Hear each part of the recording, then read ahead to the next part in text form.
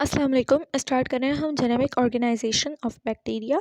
तो इस टॉपिक में हम क्या कर रहे हैं, बेसिकली इसका इनिशिएटिव अगर मैं इस तरीके से लूँ कि अगर हमें किसी भी ऑर्गेनिज्म को क्लासिफाई करना होता है, ऑर्गेनाइज करना होता है या आइडेंटिफाई करना होता है, तो हम डिफरेंट पैरामीटर्स के बेसिस पर ये सब कुछ कर रहे होते हैं। ठीक है, यहाँ पर हम जो पैरामीटर यूज़ कर रहे हैं ऑर्गेनाइजेशन ऑफ बैक्टीरिया के लिए, वो है उसका जीनोम। जीनोम क्या है? Genome is simply it's genetic material. ठीक है, अगर मैं सिंपल वर्डिंग्स में कहूँ तो उसका जेनेटिक मटीरियल। अब जेनेटिक मटीरियल के अंदर ऑब्वियसली उसके क्रोमोसोम्स होंगे, उसकी जीन्स होंगी, उसके डीएनए होंगे, डीएनए में जीन्स होंगी। ये सारी डिटेलिंग्स बहुत दफ़ा बता चुकी हूँ। ठीक है, तो यहाँ पर जेनेटिक मटीरियल को हम कंसिडर कर रहे हैं। फिर अब उसमें क्या बताया जा रहा है कि मोस्ट ऑफ द बैक्टीरियाज में जो जेनेटिक मटीरियल होता है, उसमें जो उसके क्रोमोसोम्स हैं वो कितने हैं? सिंगल क्रोमोसोम्स हैं।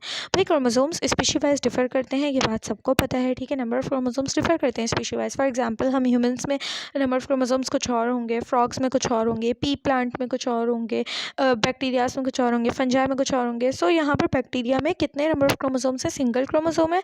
प्लस हमारे क्रोमोसोम्स की शेप कुछ इस तरह से होती है, थ्रेड लाइक होती है, फिर डबल क्रोमेटिड्स होते हैं इसमें, बट इनका क्रोमोसोम जो है वो सर्कुलर है। ठीक है, फिर उसके बाद हमें बता रहे हैं कि यहाँ पर बेस पेयर्स कितने हैं। बेस पेयर्स की बात करें, बेस पेयर्स क्या है? न्यूक्लियोटाइड जो पेयरिंग कर रहे होते हैं।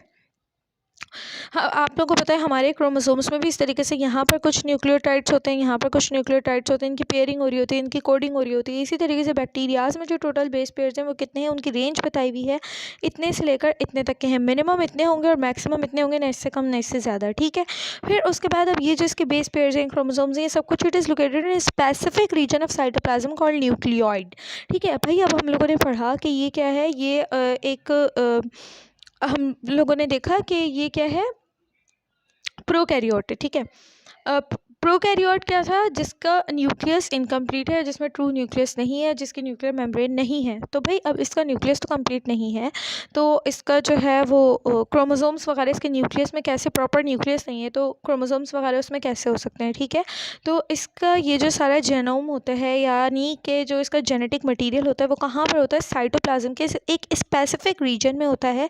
वो स्पेसिफिक रीजन क्या कहलाता है? न्यूक्लियोइड कहलाता है, या वो न्यूक्लियर रीजन कहलाता है। ठीक है, कंप्लीट न्यूक्लियस ना सही, लेकिन वो न्यूक्लियर रीजन कहलाता है कि भाई ये न्यूक्लियस का इलाका, ये न्यूक्लियस की जगह है, ये न्यूक्लियस का पार्ट है, ये न्यूक्लियोइड है। ठीक है, अब यहाँ पर भाई इनमें हमें बात पता है कि नो मेम्ब्रेन बाउंड न्यूक्लियस, क्योंकि इस चैप्टर की बुनियाद, इस चैप्टर का नाम ही इसी पर रखा गया है कि ये नो मेम्ब्रेन, इनमें न्यूक्लियस की मेम्ब्रेन नहीं होती है, न्यूक्लियस नॉट मेम्ब्रेन बाउंड होते हैं। इवन दूसरे ऑर्गेनल्स भी जो डबल मेम्ब्रेनियस होते हैं वो भी यहाँ पर एब्सेंट होते हैं, उनकी भी मेम्ब्रेन्स नहीं होती हैं। ठीक है, तो यहाँ पर भी कोई प्रॉपर न्यूक्लियस नहीं है, मेम्ब्रेन बाउंड न्यूक्लियस नहीं है, जस्ट साइटोप्लाज्म में एक स्पेसिफिक रीजन है जिसे न्यूक्लियर रीजन कहते हैं या न्यूक्लियोइड कहते हैं, तो इनका जीनोम वहाँ प्रेजेंट होता है। ठीक है, in addition to its single chromosome, अब इसके सिंगल क्रोमोसोम के साथ साथ the bacteria also possess extra chromosomal DNA rings of small size known as plasmids. ठीक है, अब सिंगल क्रोमोसोम के साथ साथ भाई बैक्टीरिया के पास तो एक ही क्रोमोसोम है। ठीक है, तो साथ ही उसके पास एक स्पेशल एक्स्ट्रा जेनेटिक मटीरियल है जो क्या है? प्लाज्मिड्स।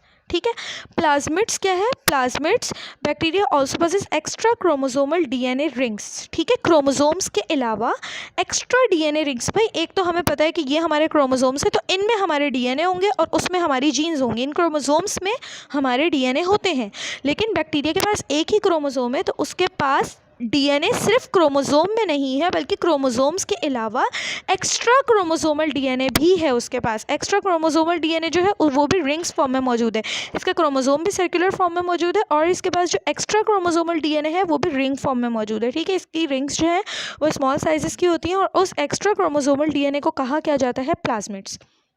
ठीक है, अब इनके जो प्लाज्मिड्स होते हैं वो सेल्फ रेप्लिकेटिंग होते हैं, मल्टीप्लाई होते हैं नंबर्स में। ठीक है, इनके रिप्रोडक्शन करवाते हैं, और इसमें ऐसे जीन्स होते हैं, ऑब्वियसली डीएनए में क्या होंगे? जीन्स होंगे। ठीक है, प्लाज्मिड्स क्या हैं?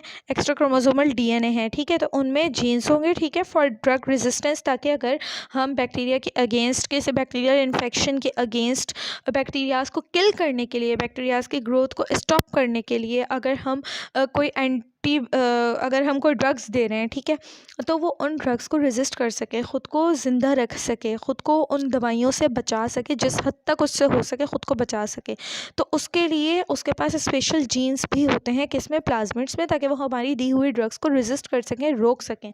ठीक है, और हैवी मेटल्स और इंसेक्ट रेजिस्टेंट जीन्स होते हैं। भाई अगर कोई हैवी मेटल्स हैं जिनसे इन्हें नुकसान पहुँच सकता है, जिनका हम इनटेक कर रहे हैं, अगर इन्हें मतलब अगर हम इनकी किलिंग के लिए heavy metals in the form of drugs ही लिए जाएंगे ऑब्वियसली।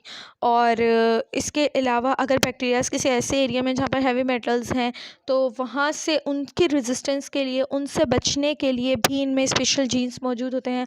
और इंसेक्ट से रेजिस्टेंट और इंसेक्ट से बचने के लिए भी इनमें स्पेशल जीन्स मौजूद होते हैं इनके प्लाज्मिड्स में, ठीक है। तो इनका प्लाज्मिड सेल्फ रेप्लिकेशन का भी काम कर रहा है, साथ साथ उसमें तमाम रेजिस्टेंस जीन्स भी हैं जो इसे ड्रग से भी बचा रही हैं, हैवी मेटल से भी बचा रही हैं और इंसेक्ट से भी बचा रही हैं, ठीक है। तो यहाँ पर जेनेटिक ऑर्गेनाइजेशन ऑफ बैक्टीरिया भी होती है ख़त्म।